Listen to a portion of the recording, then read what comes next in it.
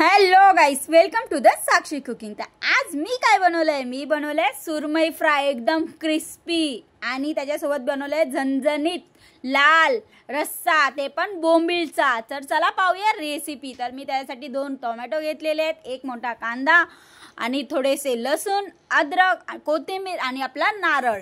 त्याला आपल्याला वाटून घ्यायचं आहे गाईस। आता मी तेल घेतलेलं आहे, त्याच्यात मी घातलेले आहे धने, मालवणी मसाला आणि हळद। याला चांगलं बघा, मस्तपैकी असं बघा भाजलंय की नाही तेलामध्ये मसाला।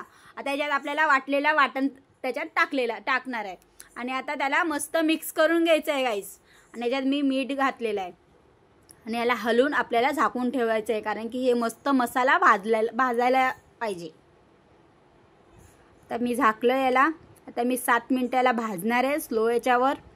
मस्त बघा तेल सुटतोय ह्याच्यात, बघू शकता तुम्ही। आता ह्याच्यात आपल्याला करायचं आहे पाणी ॲड। तर मी 2 ग्लास पाणी टाकलेलं आहे गाईस ह्याच्यात। एवढंच पाणी घालायचं आहे तुम्हाला सुद्धा। मस्त कलर येणार बघायचा। आता जेवढं आपण भाजणार ना तेवढी आपले कालवणला चव येते मसाल्याला। तर चला आपण ह्याच्यात आता घालूया कोकमचा रस घातलेला आहे मी ह्याच्यात। आता आपल्याला याची उकळ काढून घ्यायची आहे गाईस। तर आता मी याच्यात बघा प्लेट टाकलेली आहे। आता ही 5 मिनिटं मी असंच ठेवणार आहे। त्याच्यात मस्त उकळ आली, त्याच्यात आपल्याला आता बोंबील सोडायची आहे।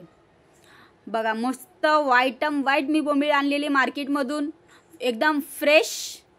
तर बघा तरी कसली भारी दिसते की नाही, लाल लाल झणझणीत। तर आता मी झाकलेलं होतं 5 मिनिटं। बोंबील आहे तर आपल्याला याच्यात जास्त शिजवायची नाही आहे, तुम्हाला पण माहिती आहे। तर आता मस्त झालेलं आहे। याच्यात कोथिंबीर ॲड केलेली आहे। तरी बघता का, एक नंबर बनून रेडी झालं होतं। एवढं चविष्ट बनलं होतं की घरात सगळ्यांना आवडलं।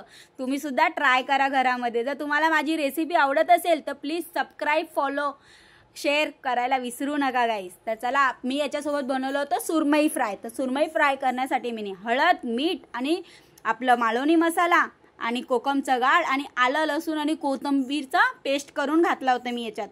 ह्याला पूर्ण मिक्स करून मी 5 मिनिटं रेस्टसाठी ठेवलं होतं साईडला। तर आता फ्राय करण्यासाठी मी तांदळाचं पीठ आणि रवा आणि हळद, मीठ आणि मिरची पावडर टाकलं होतं।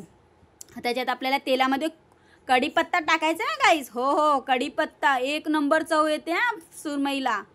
तर एकदम मस्त मी स्लो केलेला आहे गॅस। स्लो याच्यावर मस्त आपल्याला स्लो आणि मीडियमवरच आपल्याला भाजायचं आहे, फास्ट नाही करायचं आहे फ्राय करताना।